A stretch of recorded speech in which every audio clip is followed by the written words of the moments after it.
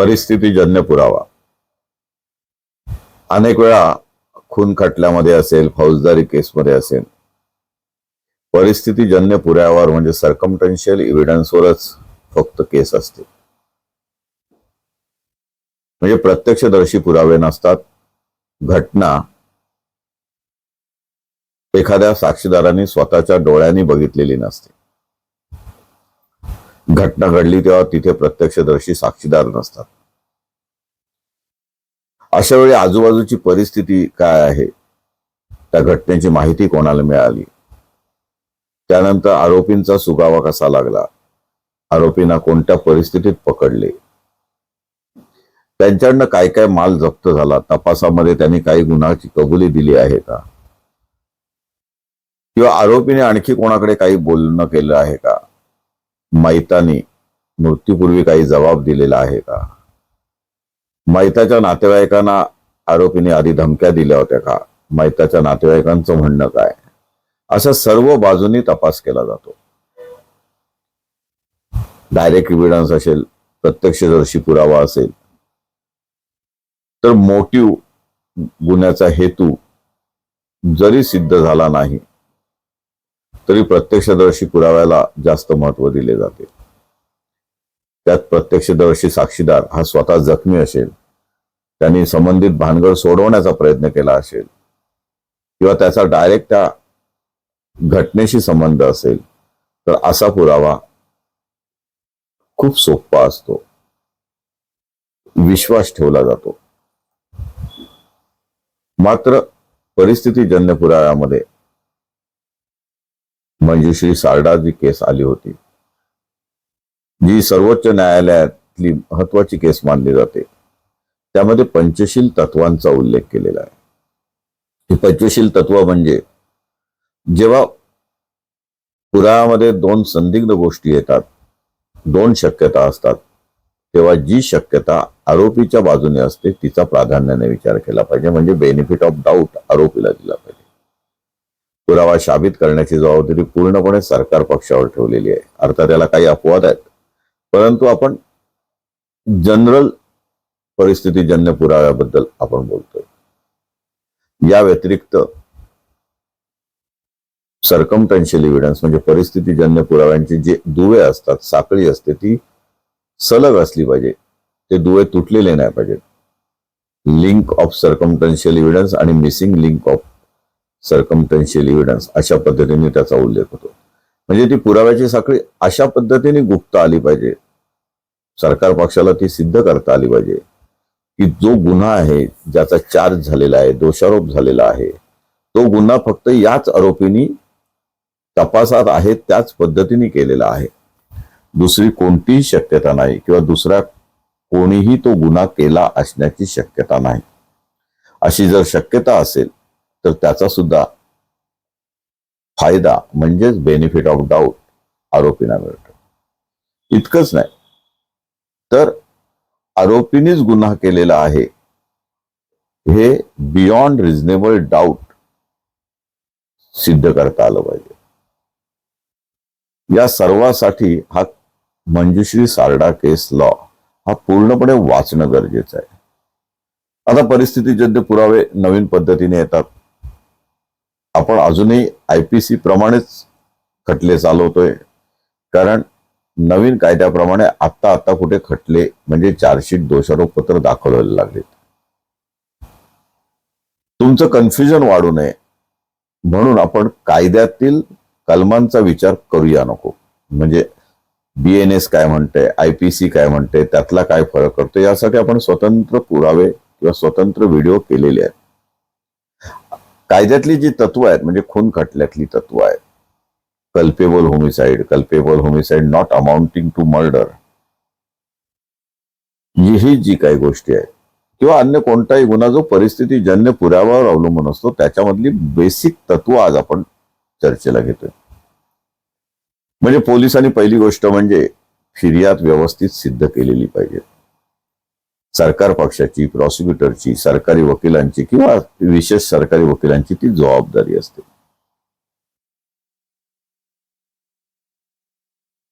आता फिर्याद म्हणजे फर्स्ट इन टाइम, ज्याच्यामुळे तपासाला सुरुवात होते, लॉ सेट इन मोशन, या सगळ्या टर्म्स तुम्हाला माहिती पाहिजे. बऱ्याच वेळेला होतं काय की घटनेची माहिती पोलिसांना लेखी स्वरूपात मिळालेली असते. पोलीस धावत तिथे जातात घटनेची खात्री करायला. ती जी टेलिफोनची माहिती असते किंवा टेलिफोन रजिस्टर मधील मेसेज असतो, ती फिर्याद होऊ शकते, पण ती फिर्याद केली नाही म्हणून मोठा डिफेक्ट होतो असं नाही. पण जेव्हा पोलीस हॉस्पिटलला जातात, तिथे मयताच्या नातेवाईकांना किंवा जखमीला भेटतात, त्यांचं स्टेटमेंट लिहून घेतात, त्यांच्याकडे चौकशी करतात आणि त्याबद्दल पुरावे येतात, तेव्हा ते पहिलं रेकॉर्ड केलेलं स्टेटमेंट ही फिर्याद संबोधली पाहिजे. पण पोलीस करतात काय, अशी स्टेटमेंट घेतात, ती कच्ची टिपणं गहाळ करतात, त्याला फिर्याद संबोधत नाहीत. मग कुठल्या तरी एखाद्या नातेवाईकाला, मित्राला आरामात पोलीस स्टेशनला घेऊन जातात. मधल्या काळात पोस्टमॉर्टम झालेलं असतं, जागेचा पंचनामा झालेला असतो, एडी दाखल झालेली असते, ते नंबर घातले जातात, किंवा टेलिफोनवरनं फिर्यादीचा चालता नंबर घेतला जातो, म्हणजे स्टेशन डायरीचा नंबर घेतला जातो, तो त्या पंचनाम्यात घातला जातो. पंचनाम्याची वेळ ही फिर्याद रजिस्टर व्हायच्या आधीची असते. तोही फारसा डिफेक्ट आहे असं म्हणता येणार नाही, परंतु फिर्याद 5-6 तासांनंतर घेतली जाते. अशी फिर्याद ही डाऊटफुल फिर्याद किंवा संशयास्पद फिर्याद होते. याचं मुख्य कारण, जर तुमच्याकडे आधी जबाब होता तर तो जबाब मेहरबान कोर्टासमोर ठेवायला पाहिजे. त्याच्यात माहिती काय दिली होती किंवा त्या विरुद्ध काही माहिती फिर्यादी नंतर उशिरा कोणाच्या तरी सांगण्यावरून देतोय का, या संशयाला वाव राहू नये म्हणून पूर्वीचे जबाब महत्वाचे असतात आणि ते कोर्टासमोर येत नाही. मग त्याला फिर्याद का संबोधू नये असा वाद निर्माण होतो. जरी नंतर 5-6 तासांनी फिर्याद घेतली, ती विश्वासार्ह राहू शकत नाही. त्याला नंबर वगैरे पडलेला असतो, ती 24 तासात कोर्टातही गेलेली असते. पण आरोपींना फायदा घेण्यासाठी, योग्य उलट तपास घेण्यासाठी याचा खूप मोठा फायदा होतो. आता इन्क्वेस्ट पंचनाम्यातील जखमा आणि पोस्टमॉर्टम मधील 17व्या कॉलम मधील जखमा म्हणजे बाह्य स्वरूपातील जखमा या जुळल्या पाहिजेत. थोडी बहुत तफावत चालेल, पण जर तफावत असेल तर PSI ला बोलवून डॉक्टरांनी त्याची रुजवात केली पाहिजे. पोस्टमॉर्टम करताना जखमेची खोली, लांबी, रुंदी, स्वरूप, जखमेतला साधारण किती वेळ झालेला आहे, या सर्व गोष्टी येणं आवश्यक आहे. मृत्यू शेवटच्या खाण्यानंतर किती तासाने झालाय, रायगर मॉर्टिस होत्या का, पोस्टमॉर्टम लॅव्हिलिटी त्या शरीरावर होती का, गोळ्या असतील तर कोणत्या प्रकारे गोळ्या शरीरात गेलेल्या आहेत, कुठून गेल्यात, कुठून बाहेर आल्यात, जखम असेल तर जखमेचं स्वरूप कसं आहे, चाकू असेल तर चाकूचा वार नेमका किती खोल झालेला आहे, त्या चाकूच्या पात्याची लांबी रुंदी किती असू शकते, याबद्दल डॉक्टरचं ओपिनियन घेणं अत्यंत महत्वाचं असतं. पोलीस बहुधा ते ओपिनियन घेत नाहीत.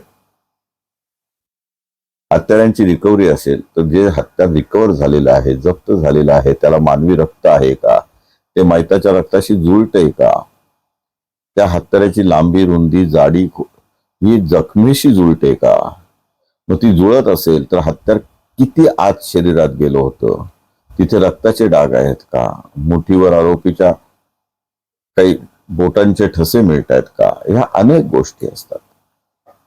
रिकव्हरी झालेली आहे ती पब्लिक प्लेसवरनं झालेली आहे का, तिथे चाकू प्लॅन करणं म्हणजे कोणीतरी आणून टाकणं शक्य आहे का, हा चाकू बाजारातून असेल तर कोणाकडनं खरेदी केला, नवीन चाकू आहे का, ह्या अनेक गोष्टी त्या परिस्थितीनुसार अवलंबून असतात. त्यामुळे परिस्थितीजन्य पुरावा खूप मोठा होऊ शकतो. प्रत्येक केस ही वेगळी असते, प्रत्येक पुरावा हा वेगळा असतो, परिस्थिती वेगळी असते. त्याप्रमाणे वकिलांनी सजग राहून उलट तपास करणे गरजेचे आहे. एखाद्या खटल्यातील उलट तपास जसाचा तसा कॉपी पेस्ट करून कोणालाही विचारता येत नाही, किंवा प्रश्नावली लिहून काढून त्याच पद्धतीने प्रश्न विचारले जातील असंही नाही. त्यामुळे उलट तपास घेताना ही सर्व काळजी घेणं अत्यंत आवश्यक असतं. आता नवीन खटल्यांमध्ये कायदा कुठलाही असू दे, पण नवीन खटल्यांमध्ये विशेष करून CCTVचा पुरावा आणला जातो, CDR रिपोर्ट्स आणले जातात, 164 चे जबाब जास्त करून आणले जातात. हे 164 चे जबाब म्हणजे मॅजिस्ट्रेट पुढे घेतलेला जबाब, साक्षीदार जेव्हा संशयास्पद असतो, उद्या फुटेल असं पोलिसांना वाटत असतं किंवा साक्षीदारावर दबाव येईल असं वाटत असतं, सेन्सिटिव्ह संवेदनशील केस असते, तेव्हा बऱ्याच वेळेला असे 164 जबाब घेतले जातात. हे लवकरात लवकर घेणं गरजेचं असतं. त्यामध्ये पोलिसांनी कोणताही हस्तक्षेप केलेला नाही हे सिद्ध होणं गरजेचं असतं. त्यामुळे त्याची विश्वासार्हता वाढते. मॅजिस्ट्रेटला तपासलंच पाहिजे असं नाही, परंतु त्या साक्षीदारांनी मात्र मॅजिस्ट्रेट समोर काय घडलं हे सांगितलं पाहिजे. कारण त्या जबाबावर 164 जबाबावर त्या साक्षीदाराची सही असते. तो जबाब किती वेळाने घेतला, त्यापूर्वी पोलिसांना साक्षीदार भेटला होता का, त्याचे किती पुरवणी जबाब त्यापूर्वी घेतलेले आहेत, साक्षीदार किती इंटरेस्टेड आहे, किती खरं बोलतोय, हे सगळं त्यावरून सिद्ध होत असतं. तो दुजोरा देणारा पुरावा आहे. 27च्या पंचनाम्याबद्दल आपण अनेक व्हिडिओ केलेत, तुम्ही त्या इतर ठिकाणी सुद्धा बघू शकता. पण 27च्या पुराव्याच्या वेळेला लॉगबुक हजर केलेले आहे का, म्हणजे वाहन रजिस्टर हजर केलेले आहे, पोलीस कस्टडी किंवा बेल रजिस्टर, कोठडीचं रजिस्टर दाखल केलेलं आहे, त्यावेळेला आरोपीला कुठे ठेवलं होतं, आरोपी अधिकृतपणे पोलीस कस्टडीत होता का, त्याला तपासासाठी बाहेर काढलं का, पंच आल्यानंतर त्याला बाहेर काढलं का, पंचाच्या समोर त्याची चौकशी झाली का, पोलिसांना तो कबुली जबाब देणार आहे किंवा गुन्ह्याबाबत काही माहिती सांगणार आहे हे कसं कळलं, पंच कुठून मिळवले, ते इज्जतदार पंच आहेत का, सरकारी पंच असतील तर त्याच्यासाठी रिक्वायरमेंट टाकलेली आहे का, रिक्विजिट लेटर दिलेलं आहे का, वरिष्ठांनी त्यांना पंच म्हणून उभं राहण्यासाठी परवानगी दिलेली आहे का, किती वेळात ते पोलीस स्टेशनला पोहोचले, त्याची पोलीस स्टेशनला डायरीमध्ये नोंद आहे का, स्टेशन डायरीमध्ये नोंद आहे का, त्यानंतर आरोपींनी स्वेच्छेने निवेदन दिलेले आहे का, निवेदनावर आरोपीची सही स्वेच्छेने झालेली आहे का, पंचाने त्याच्यावर सह्या केलेल्या आहेत का, ती वेळ जुळते का, आणि त्यानंतर सर्व साधन सामग्री घेऊन आरोपी सांगेल त्या पद्धतीने, आरोपी सांगेल त्या जागेवर, ज्या जागेची माहिती पोलिसांना नाही आणि ज्या जागेतून पोलिसांनी काहीतरी वस्तू जी गुन्ह्यात उपयुक्त आहे, गुन्ह्यात वापरलेली गेलेली आहे, ती वस्तू म्हणजे दागिने असतील, हत्यार असेल किंवा अन्य माहिती जी आरोपीच्या एक्सक्लुझिव्ह स्वतःच्या माहितीत आहे, ती माहिती आरोपी देतोय आणि त्या पद्धतीने रिकव्हरी करून देतोय, म्हणजे जप्ती करून देतोय. प्रत्यक्ष जागेवर जप्ती झालेली आहे का, योग्य पद्धतीने सील झालेली आहे का, त्यावेळा उलट्यात त्या आरोपीला पुन्हा पोलीस कस्टडीत ठेवली, त्या पोलीस कोठडीची रजिस्टरची सही शिक्क्याची नक्कल दिली आहे का, स्टेशन डायरीची नक्कल दिली आहे का, ह्या सगळ्या गोष्टी तपासाव्या लागतात. तरच तुमची उलट तपासणी ही इफेक्टिव्ह होते. आणि मग यासाठी तुम्हाला माहितीच्या अधिकाराचा उत्तम वापर करता येतो. माहितीच्या अधिकारात ही माहिती तुम्हाला सर्व मिळवता येते. दोषारोप पत्रात नसली तरी माहितीच्या अधिकारातली माहिती पडताळून बघून मगच प्रश्न तयार करावे लागतात. पूर्वीच्या सेक्शन 91चा अर्ज दिला आणि पोलिसांनी माहिती दिली नाही म्हणून ऍडव्हर्स इन्फरन्स निघायचा. ते करण्यापूर्वी पोलिसांकडे कोणती माहिती मागू नये, आपल्या अंगावर कोणती माहिती येऊ शकते याचा देखील आरोपीच्या वकिलांनी विचार करणं गरजेचं होतं. होतं काय की आपण घाईघाईत कोणता तरी अर्ज देतो, जे कागद पोलिसांना दाखवायचे नसतात ते आपण मागतो, पोलीस ते कागद आणतात आणि नेमके तेच कागद आरोपीच्या विरुद्ध होतात. किंवा ऍडिशनल एव्हिडन्स म्हणून आरोपीनेच गुन्हा कसा केलेला आहे, आरोपीनेच हत्यार कसं काढून दिलेलं आहे आणि संशयाला जागा कशी नाही हे एखादा हुशार सरकारी वकील आरोपींच्याच अर्जाचा फायदा घेऊन करू शकतो. अन्यथा त्याला पूर्वीचा 173(8) प्रमाणे पुरवणी चार्जशीट दाखल करायला लागते, सप्लिमेंटरी चार्जशीट दाखल करायला लागते, कोर्टाची परवानगी घ्यावी लागते आणि मगच कागद दाखल करता येतात. इथे आणखीन एक गैरसमज होतो की एकदा चार्जशीट दाखल केली की तपास बंद होतो. तसं नाही. तपास पोलीस कधीही करू शकतात, कोर्टाच्या परवानगीने सुद्धा करू शकतात. तपासात काही नवीन निष्पन्न झालं, ते गुन्हा खटला चालू असताना गुन्ह्याच्या संबंधात आहे तर कोर्टाच्या परवानगीने संबंधित कागद किंवा त्रुटी भरून काढू शकतात. उदाहरणार्थ 65चं सर्टिफिकेट, एखादा दुय्यम पुरावा आहे, तो दुय्यम पुरावाचा प्रिंटआउट काढणारा जो पण फोटोग्राफर असेल, क्लार्क असेल, संबंधित तंत्रज्ञ असेल, त्याचं एखादं सर्टिफिकेट राहिलं असेल तर ते मागावून दाखल करता येतं. कोर्ट बऱ्याच वेळा तशी परवानगी देतं. आणखी एक लक्षात ठेवा की कोर्टाची सहानुभूती शक्यतो सरकार पक्षाकडे असते. अनेक कारण असतील. सरकार पक्ष त्या शिक्षेचं प्रमाण वाढावं असं कोर्टाला वाटत असतं. समाजावर शिक्षेमुळे दबाव निर्माण होतो, क्राईम कंट्रोल व्हायला पाहिजे असं कोर्टाला वाटत असतं. कोर्ट हे सुद्धा मानसिक दृष्ट्या काही गोष्टी विचार करत असतं, तेही एक माणूसच असतो. त्यामुळे आपल्या मनाला जे पटतं त्या पद्धतीने केसची रचना करणे, खटल्याचं प्लॅनिंग करणे अत्यंत गरजेचं असतं. आणि म्हणून परिस्थितीजन्य पुराव्यामध्ये एक एक घटना वेगवेगळ्या सिद्ध करता कशी आलेली नाही, संशयास्पद कशी आहे, एक घटना दुसऱ्या घटनेशी जुळत कशी नाही, आणखी कोणते पुरावे कोर्टासमोर येणं आवश्यक होतं, म्हणजे मिसिंग लिंक ऑफ एव्हिडन्स कोणत्या कोणत्या आहेत, हे सगळं उलट तपासात येणं गरजेचं असतं. म्हणून सर्कमस्टन्शियल एव्हिडन्स किंवा परिस्थितीजन्य पुरावा यातील उलट तपास हा सविस्तर अत्यंत मेहनतीने घ्यावा लागतो. शिवाय साक्षीदार कसा विश्वासार्ह नाही, साक्षीदार कसा इंटरेस्टेड आहे, तो काही महत्वाच्या गोष्टी कशा लपवून ठेवतोय किंवा तो तफावत कशी करतोय, जबाबामध्ये सांगितलेल्या गोष्टी, पोलिसांपुढे सांगितलेल्या गोष्टी आता 4 वर्षानंतर कशा लपवतोय किंवा बदलून सांगतोय किंवा कशा वाढवून सांगतोय, हे व्यवस्थित सिद्ध करावं लागतं. त्याच्यासाठी जबाबाचा वापर करावा लागतो. त्याच्यासाठी इम्प्रूव्हमेंट, कॉन्ट्रॅडिक्शन, ओमिशन यावर तुमचं ज्ञान असणं, अनुभव असणं, निदान या बाबतीतले सिनियर वकिलांनी जी उलट तपासणी केलेली आहे ती तपासून बघणं किंवा ऐकणं हे अत्यंत महत्वाचं असतं.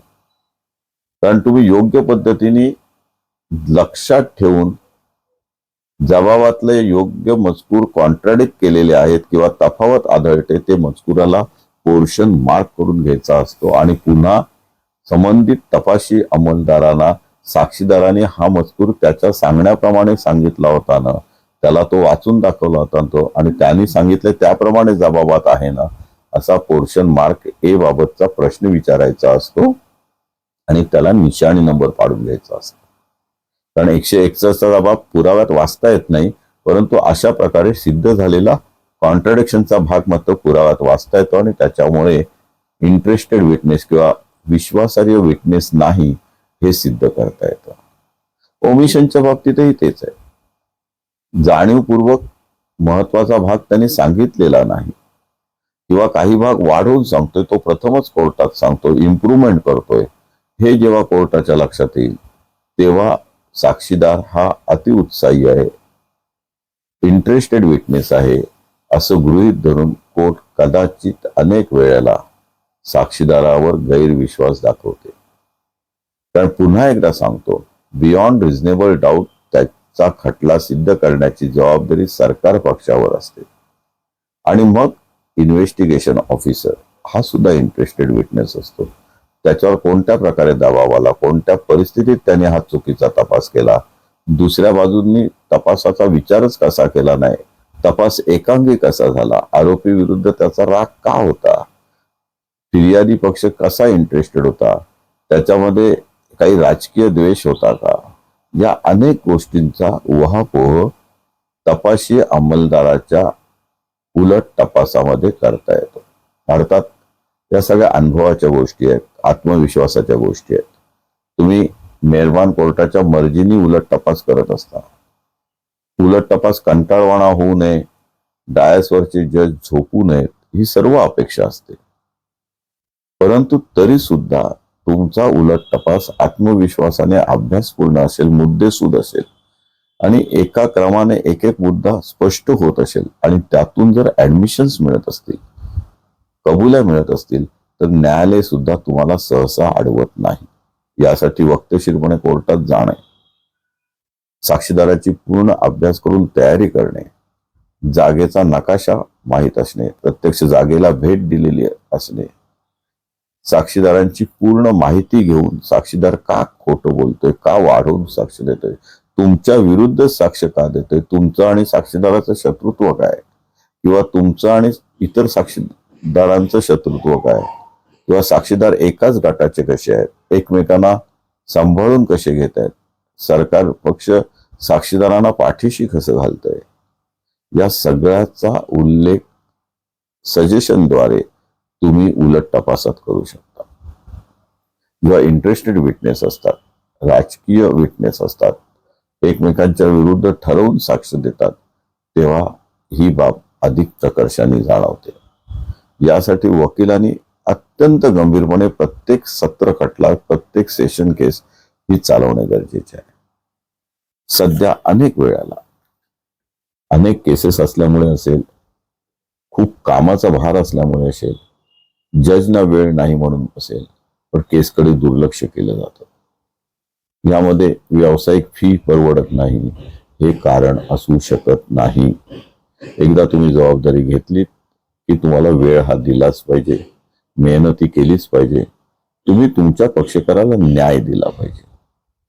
त्यावेळेला पक्षकारांना कल्पना स्पष्ट दिली पाहिजे त्यांचा खटला किती वाईट आहे, त्यांच्या विरुद्ध काय पुरावा कसा येतोय आणि यामध्ये शिक्षा का होऊ शकते, यातून मार्ग कसा काढता येईल. कोणत्याही भ्रष्टाचाराविना, कुठल्याही शॉर्टकट शिवाय खटला सोडवण्याचा प्रयत्न आपण प्रामाणिकपणे करत असतो. पण पक्षकारांचा, त्याच्या नातेवाईकांचा तुमच्यावर विश्वास असतो. त्याला तडा न जाऊन देणं हे देखील महत्वाचं आहे. त्यामुळे कुठलीही फॉल्स प्रॉमिस न करता, चुकीच्या पद्धतीने आमिष न दाखवता, तुमच्या मेहनतीचे पैसे घेऊन जर तुम्ही खटला चालवलात तर बऱ्याच वेळेला यश हे ठरलेलंच असतं. बाकी वकिलीतली तत्व, पक्षकारांच्या प्रती तुमची असलेली कर्तव्य यावर फारसा विचार न करता तुम्ही प्रामाणिक आहात का, तुमची मेहनत प्रामाणिक आहे का, तुमचा कायद्यावरील, तत्वांवरील अभ्यास चांगला आहे का, तुमचं तर्कशास्त्र योग्य आहे का, आणि तुम्ही मर्यादित स्वरूपात इफेक्टिव्ह क्रॉस घेऊ शकता का, परिणामकारकपणे उलट तपास घेऊ शकता का, हे सर्वात महत्वाचं आहे. त्यासाठी अनेक सिनियर वकील खूप चांगली क्रॉस घेत असतात, ती ऐकणं महत्वाचं आहे. पुन्हा एकदा तुम्हाला सर्वांना धन्यवाद, सर्वांना शुभेच्छा. ज्यांना अशा विषयांमध्ये इंटरेस्ट आहे त्यांनी हे विलास नाईक हे चॅनल जरूर सबस्क्राईब करावं. यापूर्वी खूप व्हिडिओ अशा पद्धतीने केलेले आहेत. काही वेळेला पुनरुक्ती होते, परंतु एक एक विषय हा त्या व्हिडिओमध्ये मांडलेला असतो, तो समजून घेतला आणि त्या पद्धतीने तुम्ही खटल्याचा अभ्यास केलात. शिवाय स्वतःचा तारतम्य बुद्धी वापरली, काय विचारायचं नाही हे पहिलं ठरवून ठेवलं, तुमच्या मर्यादा विचारात घेतल्या, तर यश हे मिळू शकतं. त्यावर विश्वास ठेवा. आज आपण इथेच थांबूया. जय हिंद, जय महाराष्ट्र.